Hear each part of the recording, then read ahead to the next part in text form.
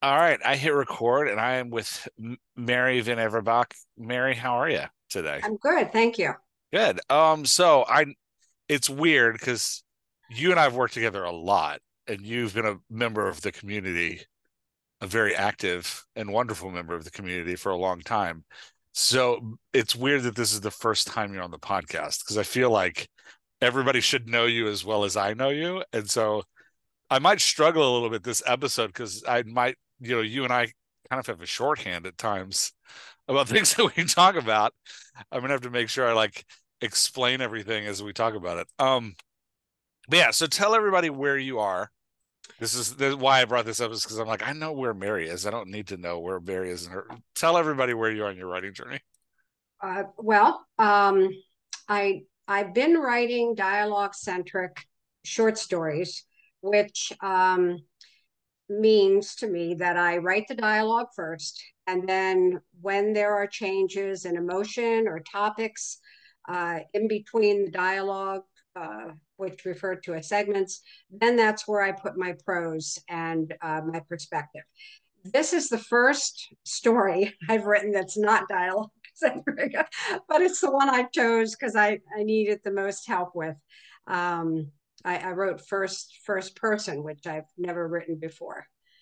Yeah, and it's interesting. It's got very little dialogue in it, which I will say is very unusual for your short stories. They're usually two to three characters kind of interacting with each other, and this one is and you do a really great job of like jumping into the either very start of a conversation or middle, but unfolding the relationships as you go. So this is an interesting one in that the character talks to some people. There's not a lot of conversation in it. The character is kind of reliving through, I would say, a really great use of perspective, their time at the gym, which is yeah, it's called the We Are All Here Gym, which I loved. I love the title.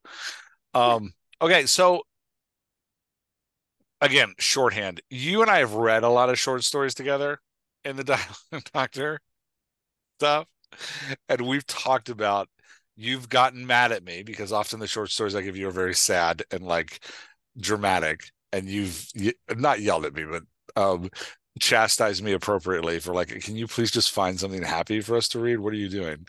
Um, but you and I have talked about how writing short stories, there's usually the expectation of like deeper meaning for them. That like the short story is supposed to, the art of the short story is supposed to bring about this like deeper conversation. So this is definitely here in this short story. You've got it. Talk to me about what it is you're communicating with this short story because I loved how you brought your like positivity yet still hit a deep meaning to the short story. Does that make sense? Mm-hmm. I, I think what I was trying to do, and that's why I needed your help. I think I fell short on what I tried to do. I want the reader to kind of picture themselves as they're going along with this POV Hmm. as she's doing her workout at the gym. And regardless of their age or situation or challenge, I want them to take away from it that, and that's why I chose the title We Are All Here, Mm-hmm. because it's a microcosm of all of us, of everything all of us go through. And I, at the end, I don't know, I want them to take away with it and kind of at the end go, yeah, yeah, that's good. We did okay. Mm. You Nice. know, kind of a feel good, nothing profound, nothing. I mean, people, and I don't know if this is done in poetry or short stories or other stories, but it's kind of in the eye of the beholder, you It is, know? yeah. The interpretation's always in the like you put it into the world and then people grab it and Right. talk So a about lot how of it touched people would them. not, I'm sure a lot of people would think, what the heck is this all about? And but for those that are able to get in and identify with her, I think I think they'd appreciate the nuances and the Hmm. and how they can connect. Okay. I But I think don't think I wrote it. That's my intention. well, speaking in the eye of the beholder, I will say I think part of what this communicated when I read it was how optimistic and positive your Lily, your POV is, regardless of like circumstances. She's got that like I'm looking on the sunny side of life type mentality. I think that, and I found that really interesting. I thought it was a fascinating. I think there's depth to the story here that would lead to discussion, which is often what people want in a short story. They want something that's going to lead them to think about other things and like consider other perspectives. And I think you definitely have that here. I think it's a good take on that. Um, before we get into breaking it down and talking through, I wrote you notes, you wrote me notes back, which were great. Um, and we'll talk through them. Before we get into talking through those, is there any part of the story you really want to focus on or hit? Like if you could only walk away today with one thing, what would you want to walk away with? I think the pacing, Okay. everything, the going through as she's going around and, you know, through her eyes, showing the reader what she's seeing and how it's affecting her. And Okay. Let's talk structure then. And then we'll talk the notes on structure and then we'll go the bigger notes. So I would definitely classify this as what people have started calling uplifting literature. Um, this kind of falls into that I think genre category. So there's kind of, if I'm remembering right, four parts to the story. There's her in the parking lot. There's then her entering the gym, and she has interactions as she enters the gym. There's then she runs the track, and as she runs the track, she encounters four different people slash people groups, each one having escalating life challenges. And then there's her exiting the gym and kind of wrapping up her Mhm. workout. And so, or her getting back in her car. So you have this like from the parking lot back to the parking lot. Um, and there's a lot of different ways you can go with that. The heart of the story, and let's start there at the heart of the story, because it is what takes up the most space. The heart of the story starts here. Um, Not there. Starts where she's running the track. I would say the track takes up the Mhm. majority of the story time. Mhm. And so it's kind of the heart of the story. Um, what were you hoping to do with these escalating character issues? Was that intentional that you escalated the characters like that, or was that something that just happened as you wrote? Did it escalate in the POV or did it escalate with characters? I think The it escalated. characters escalate. So, like here you have here's the first paragraph. Every day, sometimes twice a day, I'm on the indoor walking track. I walk fast. I have the best spot in the entire building to see everything. To my right, one level below is the gymnastics arena. So this is like the first group she sees, where each time I pass, I giggle and on many occasions laugh out loud as I watch children playing with each other crawling through the tubes and rolling over balls as they struggle to reach higher and crawl and run faster. That's the first group. The next group is I look to my left down to the fitness workout machines. These are serious bodybuilders and athletes. So now we're in a group number two.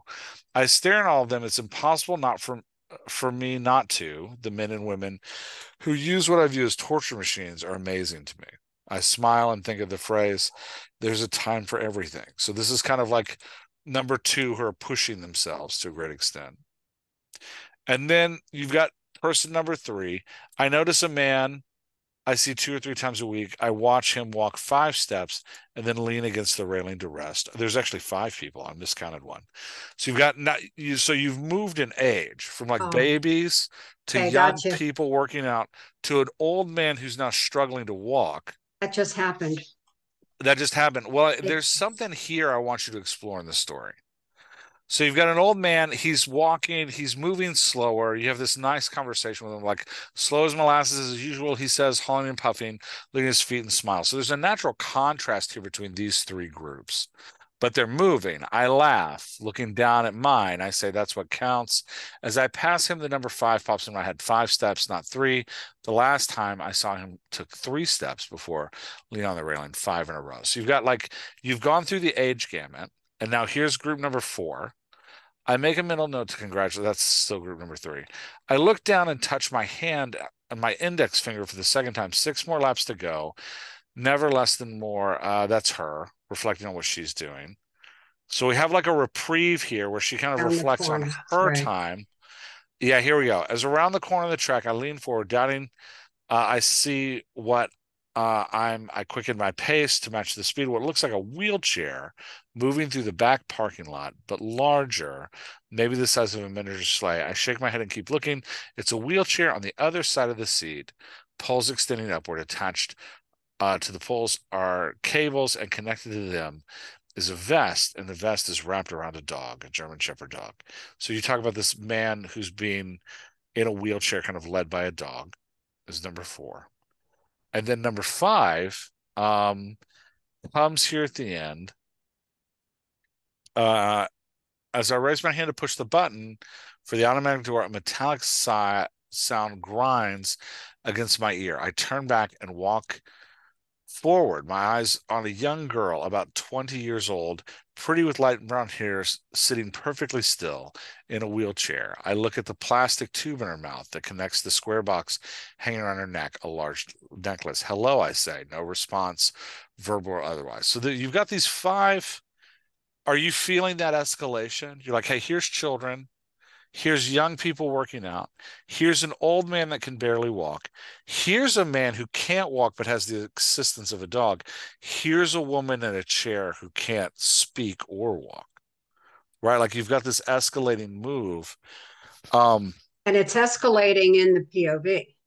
in the POV, well, the POV I would say remains constant. She Okay. brings that positivity Okay. to each of these situations, which makes it sound like she's escalating, but she's actually just remaining the same with each individual person. Relaying the information Yeah, and to that's the why I say reader. this is the heart of your story because this is kind of what this story is wanting to comment on. It's where most of the story exists in her running this track, seeing these escalating people, and bringing the same, like, we are all here, Jim, positivity to these five people. Does that make sense? Hmm. And there's some, just to give you some observations as like an outsider looking at the story, there's some other interesting things you do in the story to like bring that about. So, one is you are the character has kind of a rambly almost stream of consciousness delivery of her voice. And I've read enough of your work to know this is unique to this piece. This character has a different voice than other characters you've written. It's not the same as like you gave me one about a student in a cafe and her professor that you and I worked on together. Completely different voice. I've read a few more of yours as well, and I've read a bunch of the prompts that you do in the community when we do like Tuesday prompt time. And so this is a unique voice to this character. This isn't like your writing. That's like by your writing, I mean like Mary always Hmm. writes with this voice. Hmm. And it's this kind of rambly and I would say quietly but fiercely optimistic voice. I don't know that I could do anything to Lily to make Lily not look for the positive in the moment. And so at first, when I first read it, I was like, oh, Mary's writing a cult story when I read the opening. And part of it is the title. And I don't think you changed this. Yeah. helping you. What I'm doing right now is for, because I know you know what I'm doing, Yes. because you're smarter than me. What I'm to tell Not other people what I'm doing. What I'm doing right now is you've written something that's come out of you that it sounds like you don't fully understand. right. And I'm describing it to you, and then I'm going to ask you some questions about it, because writing a superb short story is about probing this question. This thing came out of me. Now, what is it trying to say? Like, what is it trying to say through me, right? Like, what is this story that came out of me? What do I need to do with this? So, back to the observation, because I think once you hit that, all of my other questions and notes are going to lock into place. Okay. Once you understand, like, what am I, because a lot of my questions are like, I need more here. I need to know more about the perspective of the character. So you start going back to the full structure now. You start with her in the parking lot, talking about how the parking lot is a problem. You can't solve why the parking lot is necessarily a problem until we solve what it is she's trying to teach us on the track. Does that make sense? We have a moment of celebration where we walk into the door and a child opens the door, and all of the people wait for the child to open the door. And then when the child opens the door, everybody applauds. And it's this contrast, this immediate stark contrast between what she's talking about in the parking lot and now we're entering the gym. And then she has a conversation with the front desk person. And there's this like kind exchange where she notices that the front desk person has been on vacation. And then the front desk person actually calls her back and is like, hey, thanks for noticing that. And then your character makes a statement about this is what we do in the We Are All Here gym. So you're like setting, you have the parking lot that's like world before. You have the moment of like entering into the gym, which is like, hey, this is a different place. We're entering a different sphere. And then you give me the 5 examples of the sphere. This is the world we're in now. And so this is where I want to know, like, what are we saying about this world? Does that make sense? Because once we know what we're saying about this world, we can come back. But to add, just to go back to what I was saying about a cult, when they're cheering for the boy, I was like, oh, we're in a cult. Because you kept using the We're All Here gym. And I was like, oh, this is a cult story. I was like, Mary wrote a cult story. But then I get to the 5 examples and I'm like, oh, no, this isn't a cult story. This is a story about positivity and optimism. And this is actually a really beautiful narrative about like a perspective on an approach to the world.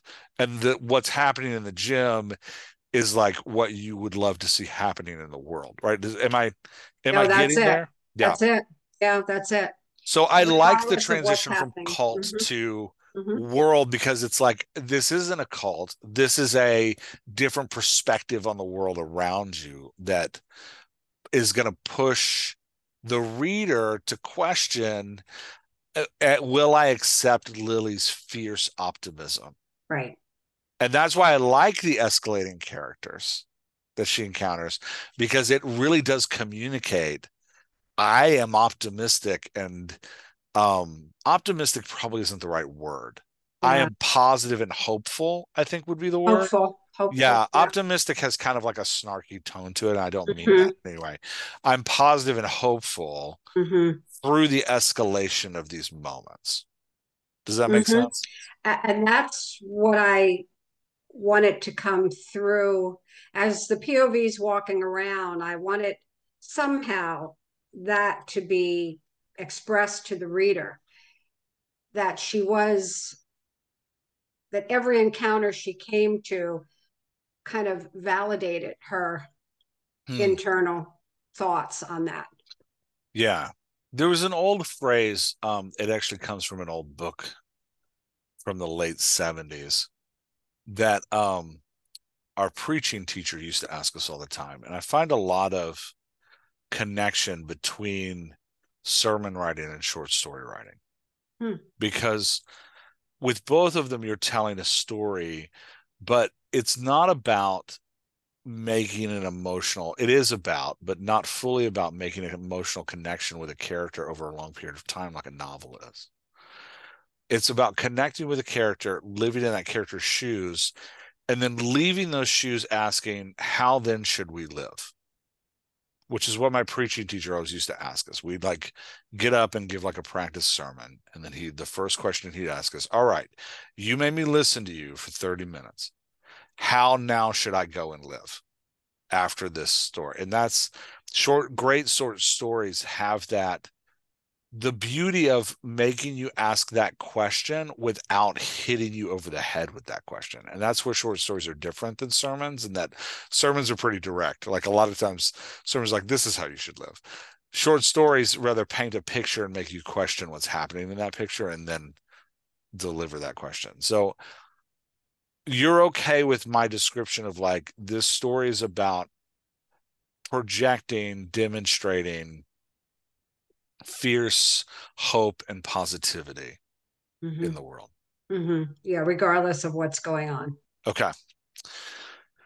So let's talk about ways now that we kind of know what it's at the root of what you and this story are trying to do together. And I'm saying you and this story because I do fully believe that a lot of times we write things, especially short stories, and stuff comes out of us that we didn't really know was there. Hmm. Like I remember I was writing one, I did a short story, um, got turned into an audio drama in the UK, which was fun of all places. But I was a short story. I was sitting at a gas station, and it was right when gas stations started putting TV screens on the gas station on the pumps, trying to like draw my attention to the advertisements they're running. And I got really mad at it because I was like, this is weird to say, but this is one of the few moments pumping gas that I don't have somebody trying to sell me something. That like I'm just sitting in quiet, filling up my car, and all of a sudden there's this like blaring TV in front of me on this gas pump that I did not ask for.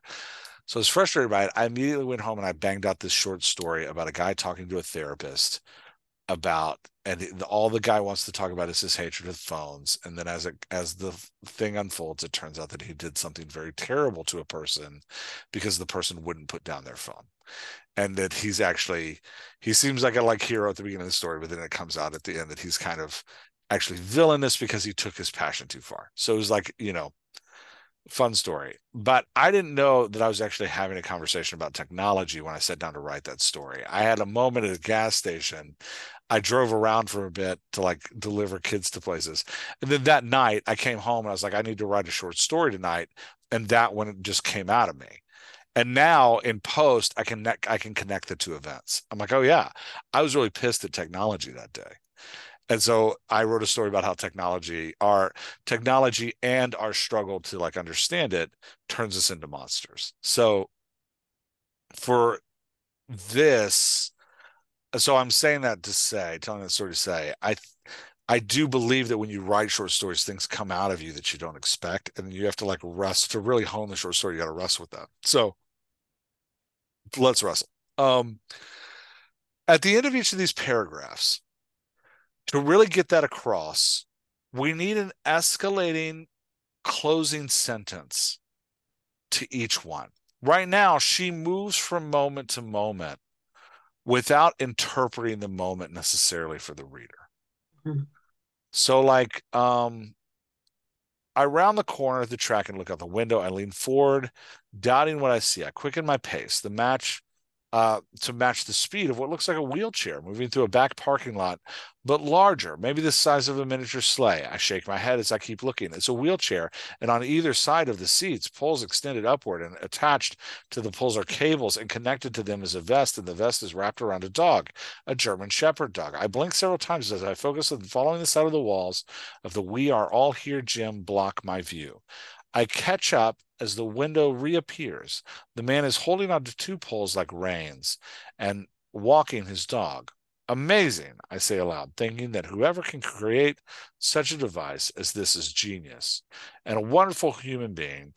And the man and the dogs are as one going on their morning walk. A man who can't walk, walking his dog. I stand still, my shoulders back as a wave and pride engulfs me, proud of humans, of us being humans. So this is the reason I read that one is this is the one where you do it.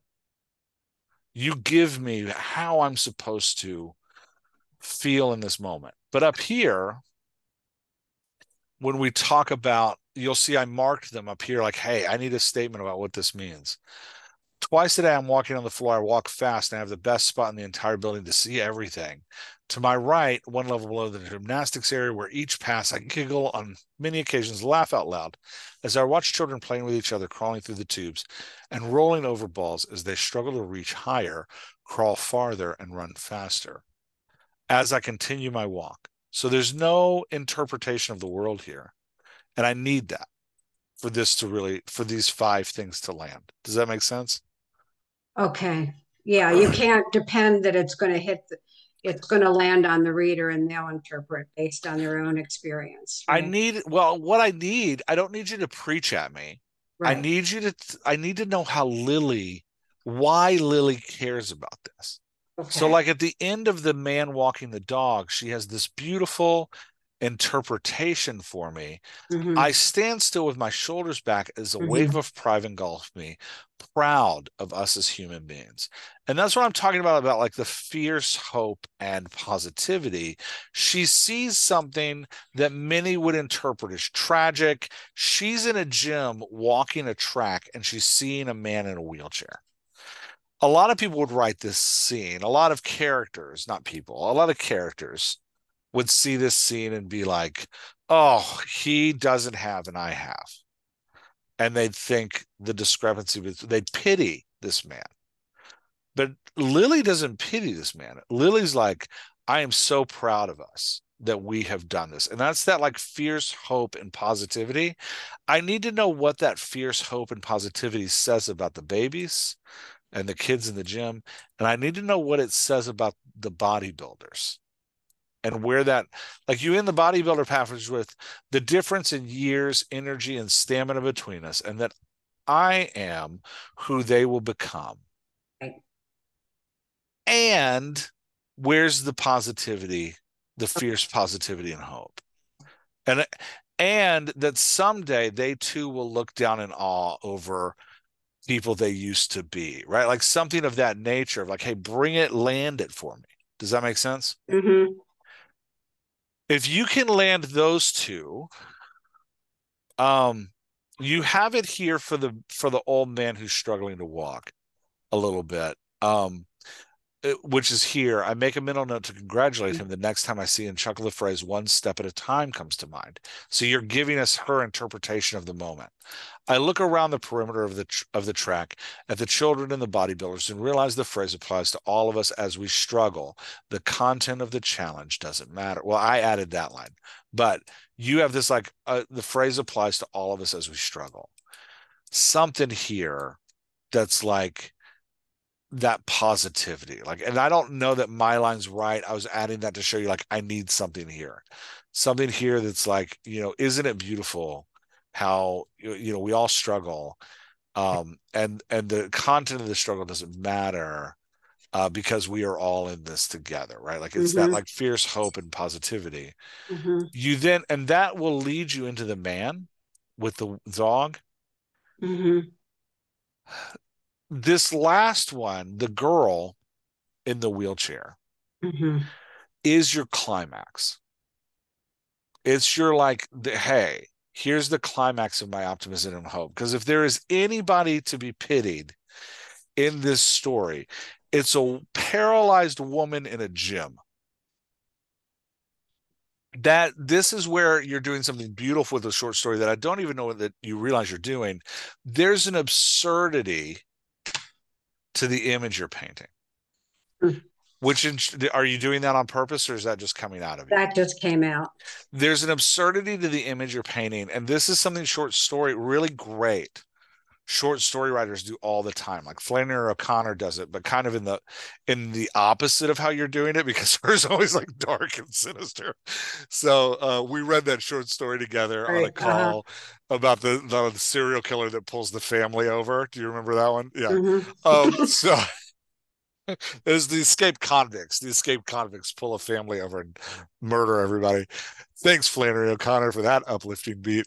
But so she does this though. She takes usually in the climaxes of her stories, of her short stories, we bend into the absurd. And so you're bending here into the absurd.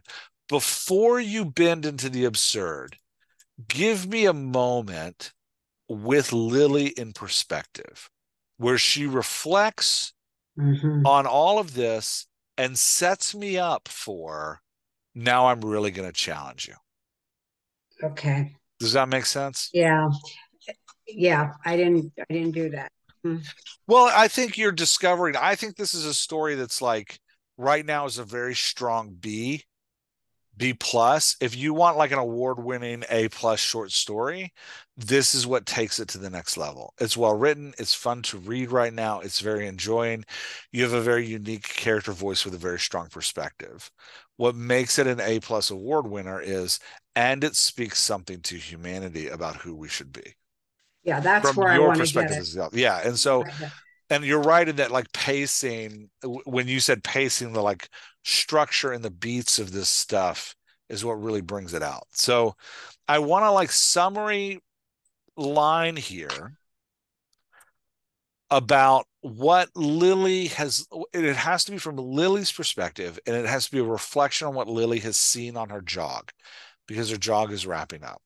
Hmm. Then we have this nice wrap up, groupings of small children and their parents, along with teen basketball practice players and seniors finishing exercise class, gaggle, giggle, and laugh amongst themselves as they make their way toward the exit. This is great, right? Like we're moving toward with this almost cult like joy. I slip my jacket on and pull out the keys from my pocket as I think of how nice a time I spend here is. And I say, have a nice day. Because and part of what's fun about what you're doing here, Mary, is I don't think this is most of our gym's experience. Most, like I go to the gym at 5 a.m. twice a week, and I do not have Lily's perspective. I'm like, I don't want to be here. Don't talk to me. I have my headphones in. I don't want to, I don't even want to see you. I don't want to look at you. Leave me alone. I'm going to do my stuff for an hour and then I'm going to get out feeling crappy. And then I'm going to go start my day. Then I'm going to go home and I'm going to pound 2 cups of coffee and sit out at my desk and work, right? Like, so you're taking an experience that's common, going to the gym and reshaping it with a very strong perspective, which is what great short story writers do. Does that make sense? Hmm. So here, slipping on the jacket, exit door, I raise my hand to push the button. And now here you start building to this like, oh, we thought we were leaving and we were going to the parking lot. But wait, I raise my hand to push the button for the automatic door, and a metallic sound grinds against my ear and stops me. There's a beautiful thing there in that she's had this like melodic, charming experience, and there's a metallic sound grinding against my ear and stopping me. Again, I think this just came out of you, but I'm pointing out the moments that came out of you that you need to focus on to take this to the next level. Okay. That this line is in contrast to her whole experience. A Right. metallic sound that grinds against my ear. I Right. turn and I might like give it another lean into it, give it another sentence Okay. that talks about Maybe how it, she doesn't want to turn back, or maybe she wants to keep going forward. yeah, Maybe what she wants to leave. I don't know that the conflict has to do with Lily. You're writing Okay. here. We've started calling this in the community a symbolic vehicle. Right. Lily doesn't change. Okay. Lily is representative of a worldview, and the world changes around her. Like in the community, we've talked about how this is like Jack Reacher is kind of a symbol of American militarism. Reacher doesn't grow and change. Reacher is always Reacher. And the world has to bend and shape around his ethics and moral code, right? And when it doesn't, violence is applied to make it do so. So you're writing a Reacher type character, and that Lily doesn't change. In the parking lot, she's Lily. In through the door, she's Lily. And all through the thing, she's Lily. When she leaves, she's still Lily. But what you're showing us is the world has to shape and change around her. And the reader has to change to really cope with Lily. Does that make sense? Hmm. And if you ever do get this story to a place where you love it and you put it out in the world, there are going to be people who hate Lily, Yeah. who are like, I refuse to acknowledge because they're going to struggle with Lily's worldview. And so you don't want Lily to question herself. You don't want Lily to feel fear. You don't want Lily to change. You want Lily to live that symbolic vehicle. She is in essence a prophet of a specific worldview, and she needs to live out that prophetic mantle. And you want so when she stops, the what I want you to comment on here is not Lily afraid of this sound, but how out of place this sound feels, right? Like how weird this is. And what you're setting up is somebody who shouldn't be here, right? I turn back, but should be here, according to Lily. According to our worldview, it's like, oh, that person, what is that person doing here? According to Lily, this is beautiful that this person is here, right? Like, so I turn back around and walk forward.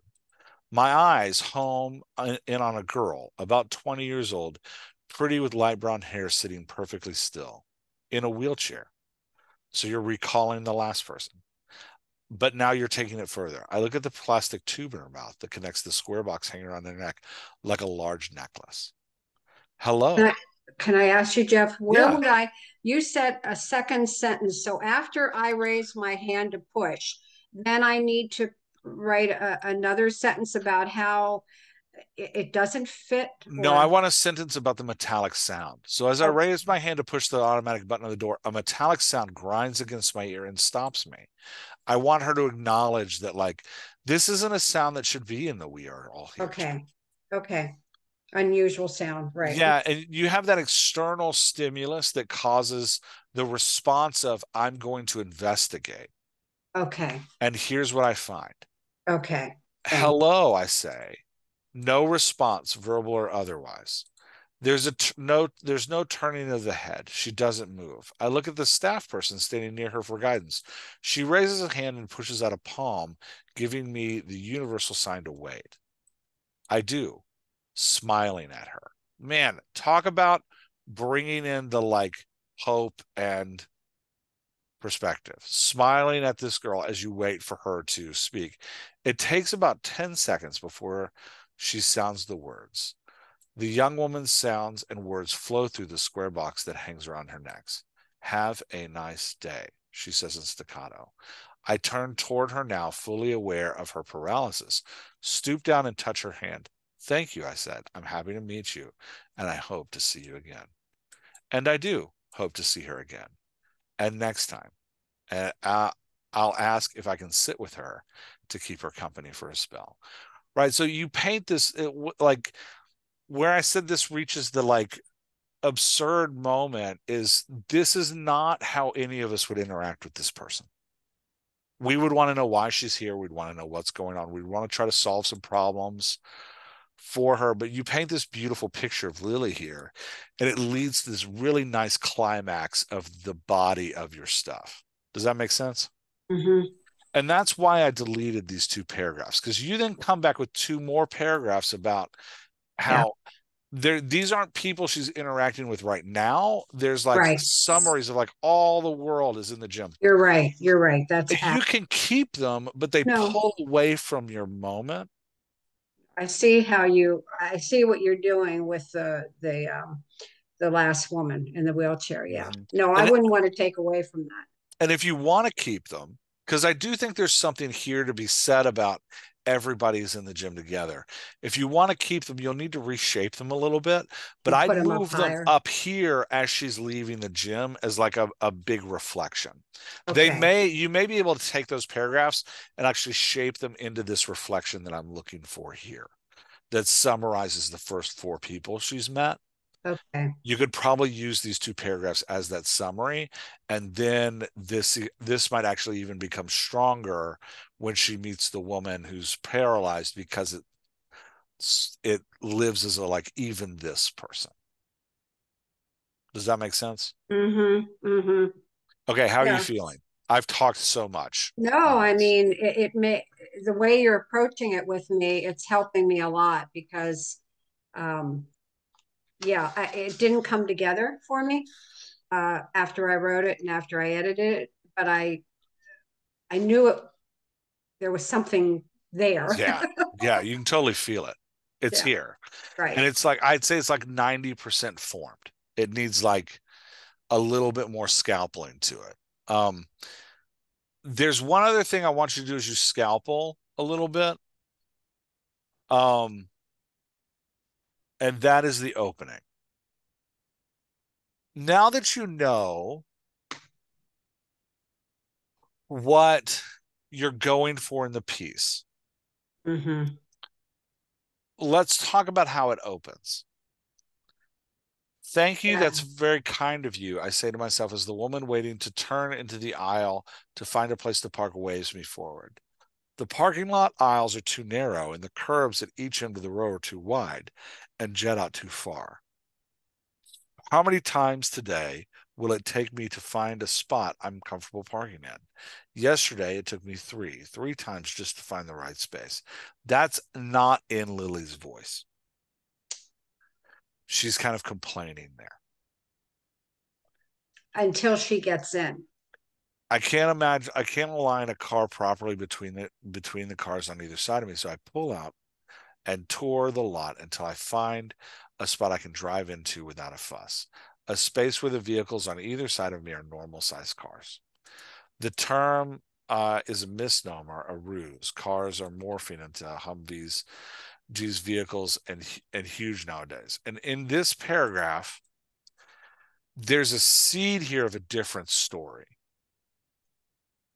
that I think blends in at the beginning here and then disappears as you write more. And the seed of that different story is I feel like a person out of time. And that's not the story you're telling. And that's why this opening of her complaining about the size of the parking lot, not harshly complaining, but noting that things are hard for her. And then her noting that the world is changing and that she doesn't like how cars have changed. And then you had this one, as frequent attendees to We Are All Here to the Gym, we know and I moved this around a little bit, but Right. Mhm. I'll read it this way because you liked it in the comments, so I can do that. Scrubbing our tires against the curb at the edge of the aisle as we turn into another row to pursue parking space or leave the gym after our workout is what most of us do. We do our best to accommodate each other, wait to let the car swing wide as they turn the corner and avoid ruining their tires. So here you have this description. She's complained in a light way about how hard the world is. And then you have this description of like, but we handle it differently than everybody else does. But then you say that is unless we're out of sorts. But I Mhm. don't actually ever want Lily to be out of sorts. I don't want to see Lily out of sorts. Right. And then you give us this like, these are why people behave poorly. And it is interesting in that you have this like, they have these impossible circumstances on occasions such as these all the drivers that we are here, Jim, parking lot, beware. We're tense, unhappy, and unaware that we're impatient, sometimes downright rude. Do you see how this opening doesn't quite match the Doesn't match at all. the body of Actually, what you're talking about? I was if I could work it so it's a contra. It's not that she is out of sorts, but that she's describing how people she may meet going into the gym are out of sorts. If it could be seen as a precursor to going in the gym when we're all together, I Yeah, mean, I don't know. that's what I want. And I don't want it to even be Jim people that Okay. feel this way. I want it to be her trying to get through a parking lot. I don't want somebody waving her on. I want her waving somebody on. Okay. I Gotcha. don't want I don't want I she can say this about the parking lot being too hard and the world being hard because that leads nicely into like this the world is hard, which is why people struggle. Okay. But I need her to be already interpreting the world here for me in Okay. an experience that we all have of like parking lots are terrible. So I need her like waving on maybe wait then I'm just throwing some things out at you, but like maybe waving on an angry person and maybe like saying that she has to circle for a long time because people so aggressively take parking spots. Saying that like, and you can even have this stuff about cars being different, but talking about like rather than finding cars that you know, are helpful to others, or that like others can navigate around. We've got these giant Humvees and huge things that seem extravagantly, and I would even use like self-absorbed. I wouldn't use large, but I'd try to compare this, make a comparison here to like how people use them. And then you can be like, but I understand because we have to, and like sometimes we have to stand up for ourselves and speak what we want, right? Like you want her hopeful positivity to stay, even as she's talking about how other people in the parking lot are terrible. Yeah. See, I think I started writing it as she was having trouble staying hopeful Yeah, until but she by gets the in the end, gym. yeah, by the end, she's not. She's I all in. know, but Yeah. but if I change, but what you're saying is it's disjointed. See, in my head, she was having trouble just like everybody in the world. And Hmm. then she goes in the gym. And then she sees, everybody else struggle. And through it, she's hopeful. And then she leaves hopeful, and everybody else she hopes is hopeful. But If you want to do it that way, we need a moment of revelation from her. The problem is right now, she's that once you get through this opening, she immediately becomes the symbolic vehicle that doesn't see change, that doesn't need to change. She doesn't, there's no like right, shutting off of the old world and putting on the new world, right? Like if you wanted to keep this thing, you'd almost want her going to the gym and like changing clothes in the locker room as she like puts on her hopefulness. Does that make sense? And yeah, you'd want some paragraphs in here about like the discrepancy. She knows she has to come back to the gym or the pain of the world will overwhelm her. And she has to be at the gym. Now, and again, like you said at the beginning, every person has their own interpretation of the art that they read. I personally find that less interesting than yeah, a vehicle character who's uh, optimistic and positive because the we are all here Jim, it's not the Jim that makes her positive. It's right. her that turns the experience. You're It's right. her perspective that turns the experience into Okay, something you're right. everybody can be positive about. So the opening, I've got to set her up as positive from the get-go. I would, Hopeful, and I wouldn't. hopeful. It's going to be a weird artful trick because you don't want to give away the farm No, right away, right? Like no. you want to make people buy into the experience. So I would talk about how terrible it is trying to park in a busy parking lot. Okay, But I would give her a line here and there that set her out as different. right. People, rummaging for spots, racing against each other. More understanding, I right. let a woman turn into an aisle Even in though, front of me because I right. could see how stressed she is to get to where she's going.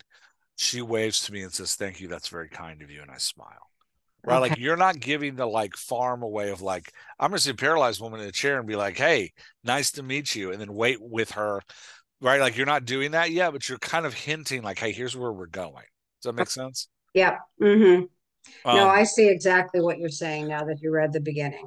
It's such a yeah. difference. It's such an extreme. Yeah.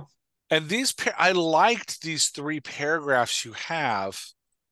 I added a little kind of preacher repetition to them, right? Like where I Uh, started adding this phrase, or maybe one, or maybe one. So like you're restating to the reader. Originally, you had all of this in one paragraph, uh-huh.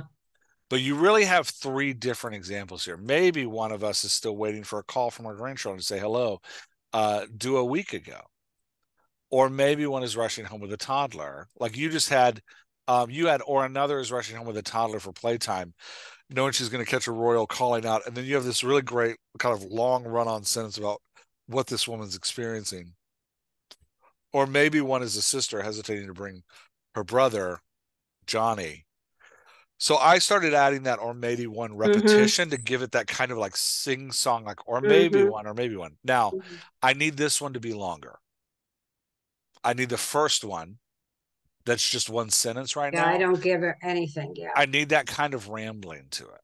right? Like maybe one of us is waiting from a call from their grandchild to say hello due a week ago because we're really lonely and we spend most of our days in silence by ourselves.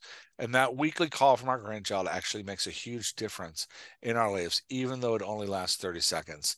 And our child doesn't understand the impact it has because their lives are busy and they're moving forward with all they do, right? Like I'd give that like some heart to it.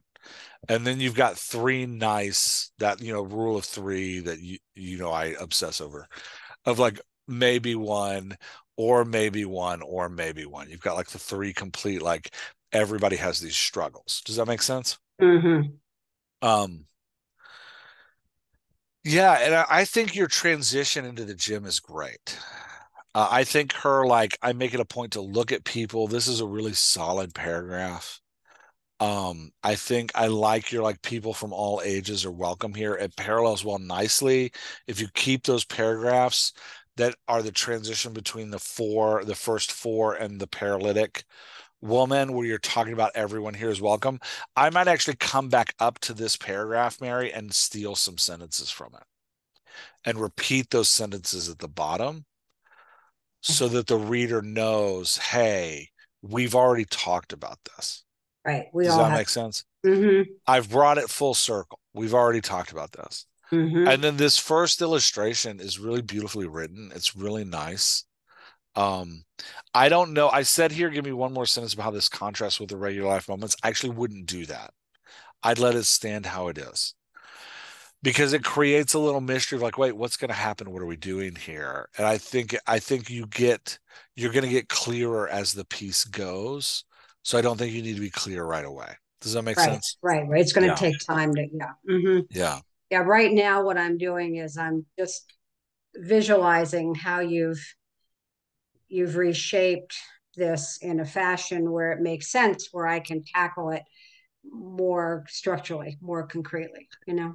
Yeah, and I like what you're doing because it is like again the best short stories give us what we expect and surprise us at the same time. So, um I'm thinking about the one we just read, the last one we read together about the woman defending New York City. Do you remember the name of that one?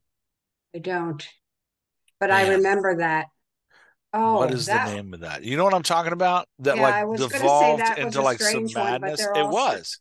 they're all strange. They're all strange. Hey, yours is strange too. I hate to tell you that. Yours is also strange. I'm going to pause the recording for a second and find the names of these so Okay. that people don't have to listen to me sit here and look for Okay. the names of short stories. They do have to wait for me to look for the button, though. Okay, so we're back. We're back. So, took me a couple minutes. So, some of the ones we've read are this is what we read last year as a community, and what I'm thinking, and I want to go through a couple of these to show you like what you're doing with this short story is what great short story writers do. So, Paper Menagerie by Ken Liu. It's about a young boy with a Asian mother who makes for him paper animals that come to life. He slowly grows to hate the animals because they represent his difference in as his non-Americanness. And then you expect at the end for him to like embrace these animals, but he doesn't. And like it has, and that's why you got mad at that one because you're like, where's the happy ending? So, but he's doing that thing where he's escalating the stories until the end. The next one we read was Jubilee by Christian Valdez Quaid. That's the one, if you remember, about the girl going to Mm-hmm. the The party party. because she's going to make her um this girl that kind of bullied her in high school, this rich girl in high school, feel bad. And then she gets to the party. And we realize that she's actually the villain of the story. That the girl that feels bad, and the rich girl is wealthy and she is poor, but that the family's actually been really kind to the poor family. And that like there's this whole, you were really mean to me at school. I really struggled, right? Like there's this whole turn and it escalates. And then finally in the end, the POV character just runs into the vineyard.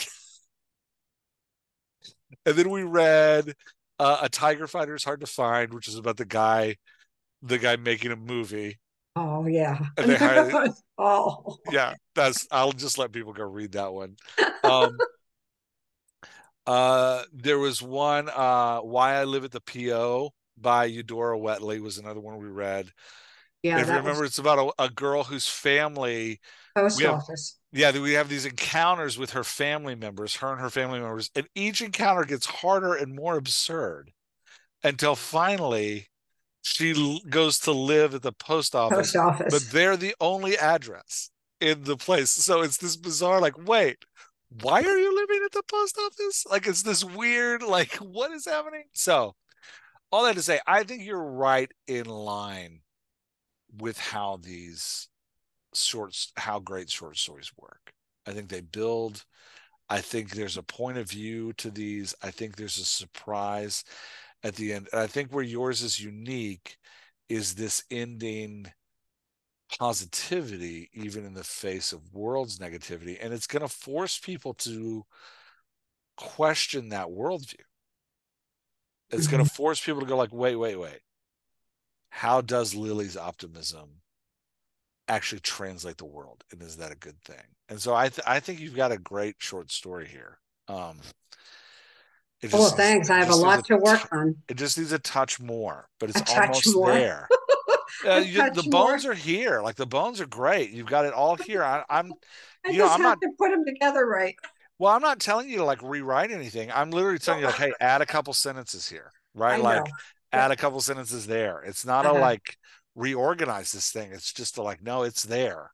You just got to pull it out a little bit Yeah, I have to more. do the beginning and I have to, but now I know where it's going better. So I Okay. appreciate Yeah. Anything else with the story you want to talk about? it. Do you think this was the first person? Do you think it would have been better in third? No, absolutely not. Really? Because yeah, because we have to get into Lily's POV so fast. That's the advantage of first person POV is that you are right in intimately into the character's perspective.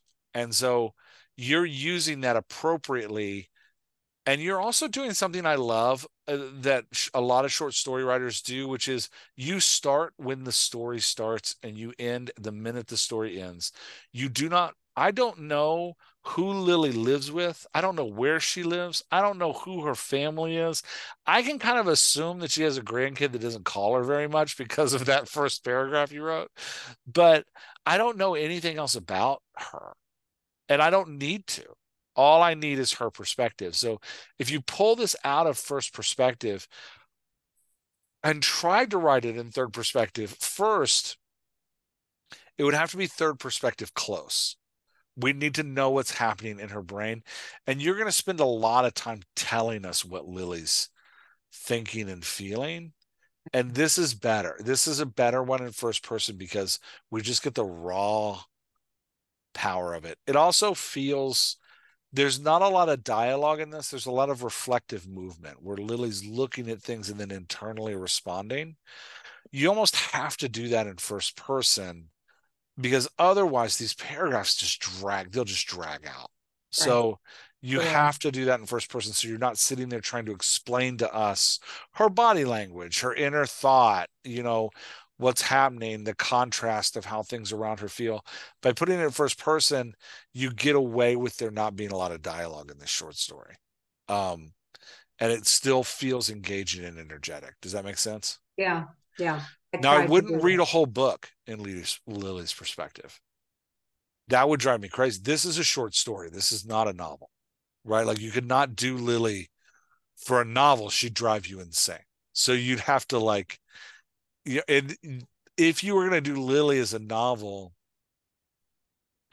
you'd really have to have major struggles where her hope and positivity pushes to the point of absurdness so that the novel can ask, is this okay? Like you'd almost want like somebody shot in her living room and her being like, oh my gosh, the red on the carpet makes it look so much nicer, right? Like it'd be this like, Lily, what's happening? Like it's this, you'd have to push it to keep a reader reading Lily for more than 3,000 words you'd have to take her places where I don't think you want to take her because I don't think it serves your point. Mm-mm, not Yeah. not not this not this perspective. Yeah. Yeah, it doesn't help you any to take her in those directions. Um, yeah. All right. Anything else you wanted to? No, thank you very much, Jeff. It's Yeah, been this was very helpful. great. Okay. Yeah. Mary, talking to you is always amazing. All right, I'm gonna hit stop on the recording and we can talk a little bit more. Okay.